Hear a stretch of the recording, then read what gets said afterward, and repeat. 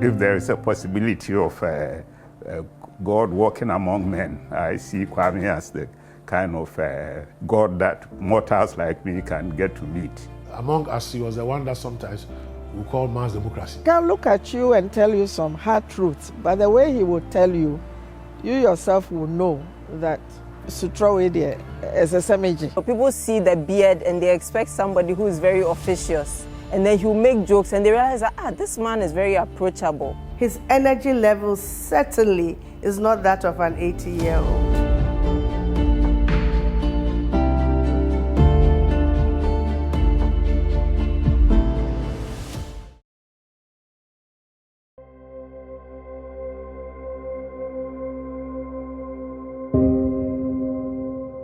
In 1979, I was newly employed at the University of Ghana, and they had what they call the guest center. In those days, they used to call it the Ford Foundation. So it was like a studio apartment, which they gave to new lecturers until you were found more permanent accommodation. So I was living at the Ford Foundation guest center when Kwame arrived from the US. So I was probably one of the very first people he met when he arrived. We met on the university campus. He had just come in from the US to teach at the University of Ghana, and I was at the University of Ghana doing a postgraduate diploma after the first year. At that time, I was just about completing my first degree as a graduate of drama and English with my major in drama. And I produced, as part of my schoolwork, a play called The African Experience. You know, the story of Africa in performance from slavery to imperialism. And when that play was performed on campus, Kwame must have gone to see it, and I think he was struck by whoever must have produced it. So I think we were introduced by a mutual friend, or he just knew I was director, and then we linked up.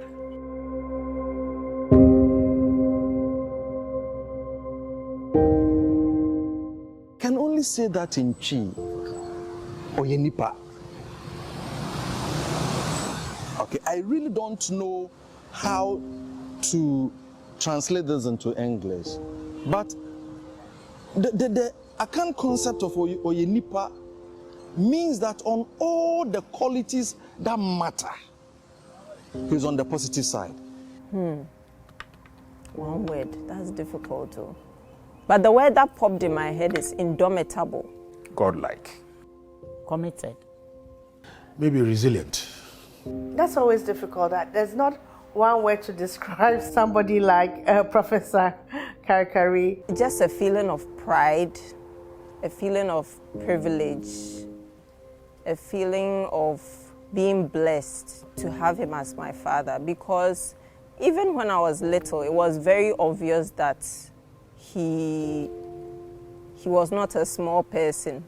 He was very influential. People looked up to him, not even in terms of his work, but in terms of his person-to-person interaction. He has always been present for the children, for the family, for me, for my family and his family, everybody. So his sense of being there for us is what has sustained the relationship, because whether we are together or not, there is a sense of responsibility and a sense of relationship that enables the different elements of the relationship to function. Kwame is a very humane person. He's easygoing, he's down to earth, he has no pretenses, he's a simple man, he lives simply. So all of that draws people to him.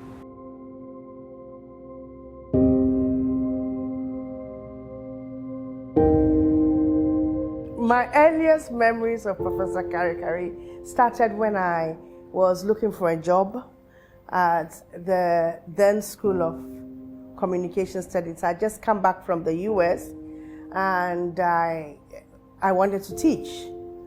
And so we had a wonderful conversation. He wanted to know what I was most interested in. He was particularly pleased, I think, when he discovered I was a journalist.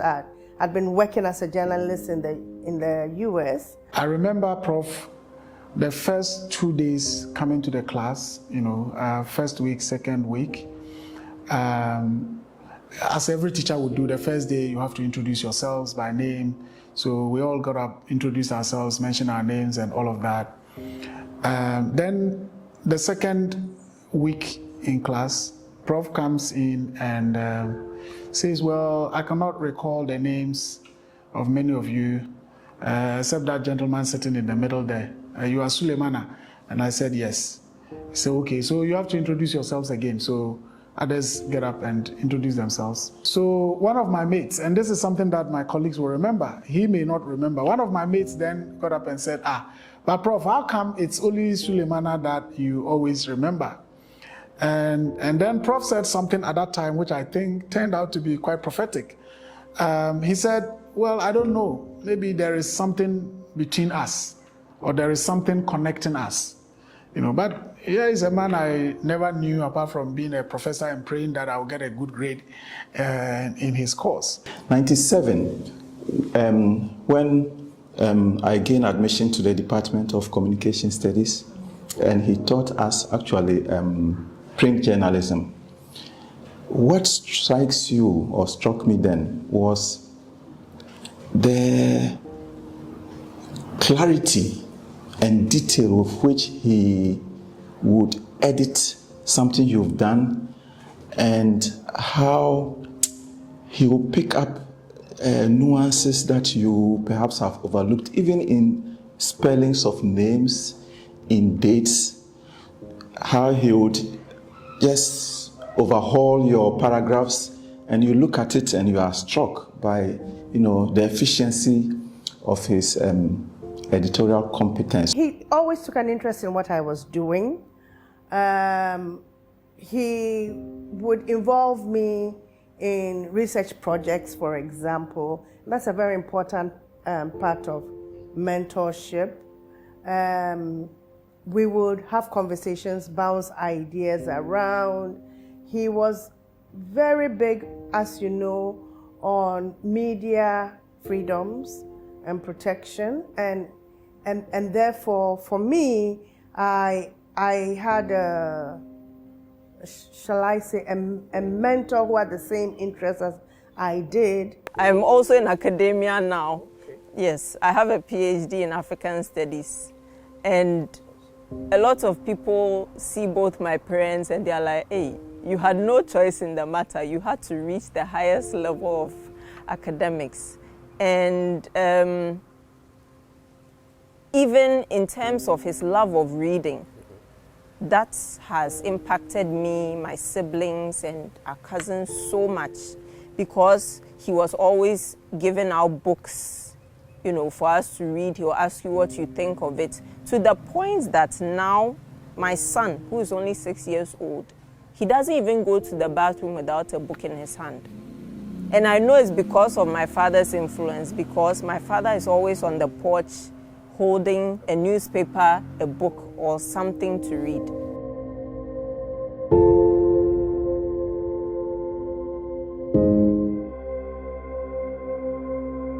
Looking at how Media Foundation has grown in strength over the years, has expanded its programming over the years, makes me particularly proud that it was started by a friend and colleague. Anytime I talk to Kwame, I learn new things about stuff he's done across the region, in Sierra Leone, in Liberia, in the Gambia, where I know a version of Media Foundation is active, in Nigeria, in I believe Liberia, I mean, I'm just in awe. He stands out as an advocate for media freedom, freedom of expression, and human rights issues.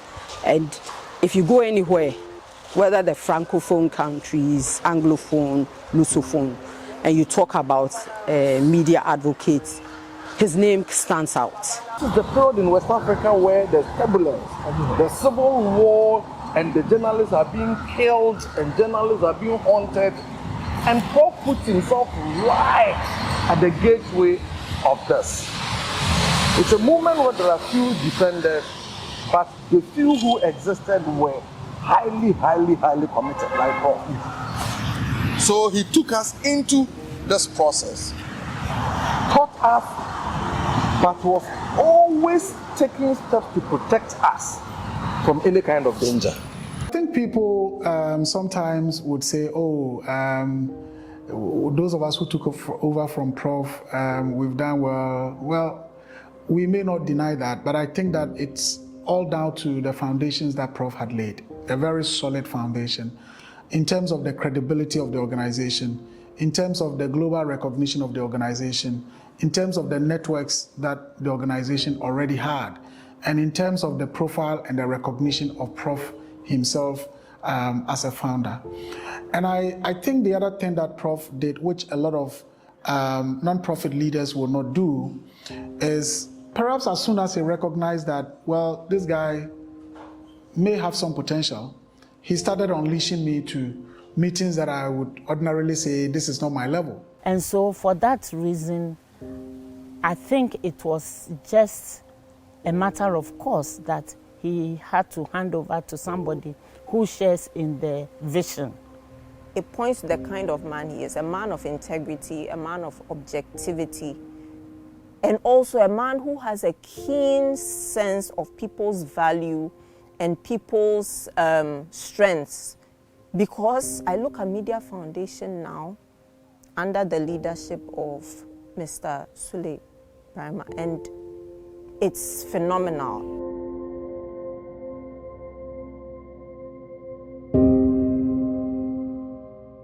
We were arrested on the same day in 1987, precisely on the May 17th, which was a Sunday, and we were all picked up in the morning. In fact, at that time, a number of us were picked up, but on that particular day, it was Kwame, myself, Sheshe Akotampao, and I think Kosi Pratt. I had been out of the country on a fellowship between 1986 and 1987. And shortly after my return, that was when Kwame was arrested and imprisoned. And his wife was heavily pregnant. Abna, the one you've been coordinating with, I was pregnant with her. So that was very difficult. And so that period, it was like, I wish this had not happened. So you begin to feel that, like, I told you so. We're in the same prison. We're in different prisons. Yeah, I mean, I spent most of my time in the Sound, and then short stint at Akusi and I think Oshafort. But Kwame spent some time, I know, in Koforidua prison. Times I will go to Koforidua prison, and my mother-in-law, the way she sees her son, to see him coming out of the prison to meet with him was quite difficult. The only time when I realized the gravity of the kind of work he was doing was in secondary school, when there was a publication in, I believe, the Daily Graphic that said Gambia had, labeled him as persona non grata. And so I went to look up what it meant, and I was like, hey! My father is doing work that has caused an entire government to say, don't come here. I don't think I was fearful because I knew that he wasn't going to be reckless enough to go into Gambia when he knew that his life would be endangered.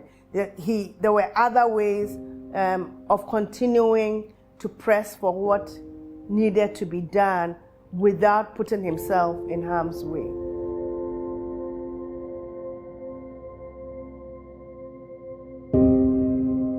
If you are committed to doing something, give it your all. I think that is what it is. You know, if Prof says this is what I want to do, he would do it. Even at this age, you know, we are celebrating him at 80, but some of the things that Prof still does. Think about all the struggle that he's been in, the dangers associated with it. And every bit of his life that he chose, he became successful at it. He's a very successful academic. In the media world, he's been media manager at GBC, Director General.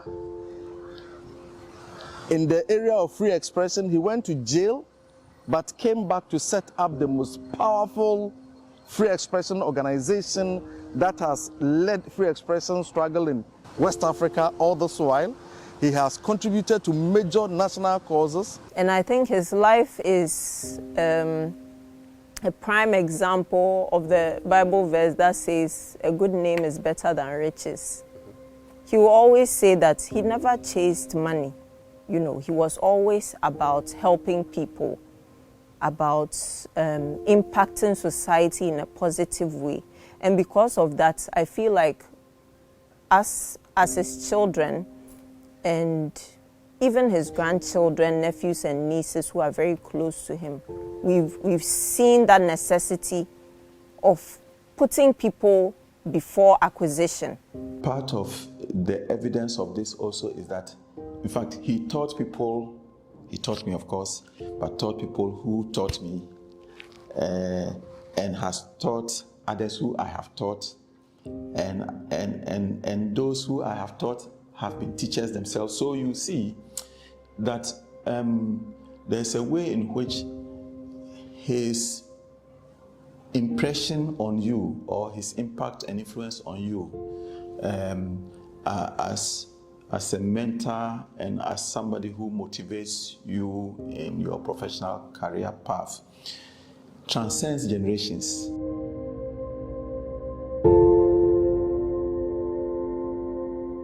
Kwame, ayiko onkwaso.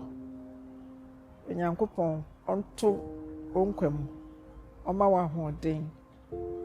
Oma woni nche. Live long and continue the fight. We are happy that you've led the way and you've made the way for some of us to follow. My respect, my salute, my admiration, and my best wishes for his long life and especially continued good health. God is his strength, and I wish him more life. 80 good years, it's not easy.